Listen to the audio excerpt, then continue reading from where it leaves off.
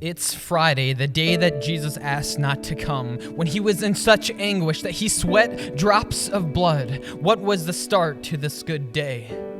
Jesus is seized and taken away. The Son of the living God wasn't recognized by the high priest, but instead was criminalized, was beaten blindfolded, and told to prophesy who last struck him.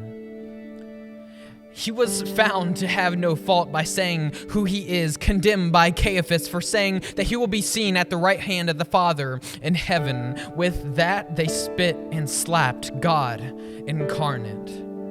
And before we leave the scene, Peter denies knowing him times 3. All of the love Jesus gave was betrayed, not even having the courage to have his back, but was afraid. And then their eyes meet.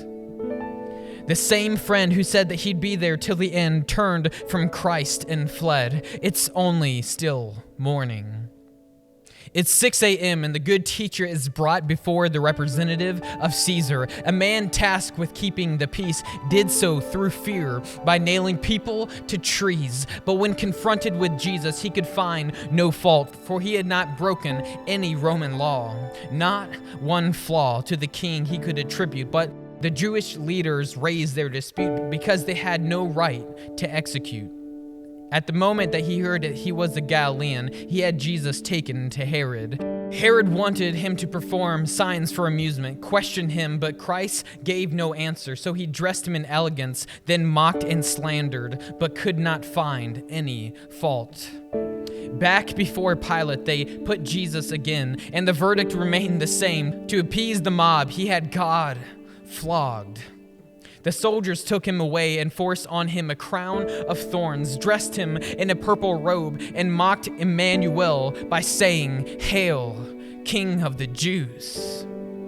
Slapping and spitting on him, they began to get more hostile, and it is even written in Matthew's gospel, taking a staff and beating him on the head again and again.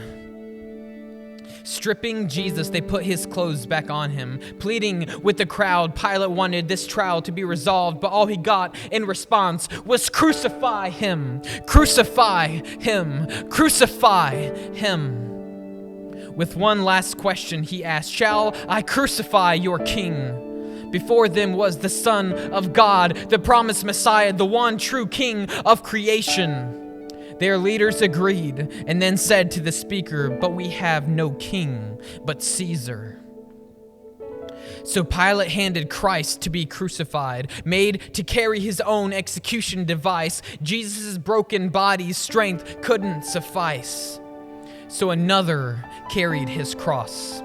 As the crowd continued to ridicule and mock, the one who created language was betrayed by his most cherished creation. Stretching his body, they positioned his limbs. The one who holds all things together was made one with a cross, with nails large enough to keep him in place. They raised up the Christ.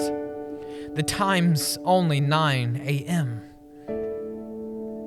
Jesus then responds by praying for the accusers because they not know that they are executing God with us. At 12 a.m., darkness covers the land. Jesus is suffocating. The one who gave the breath of life is gasping for his gift. After even 3 more hours of agony, the most painful event took place. Jesus, for the first time, didn't have his Father's embrace, and the Father had to turn away. The sin of the past, present, and future were placed on him. He who knew no sin had to be made one with ours, and with all of his blood poured out, he gave up his spirit, and his head hung down. It is finished. I want to revisit his question, his last one before he died with our transgressions. My God, why have you forsaken me?" They call this Friday good, but I'd rather use thankful, for it is not good that for my sin that Jesus would have to be abandoned. I wish he didn't have to endure our punishment.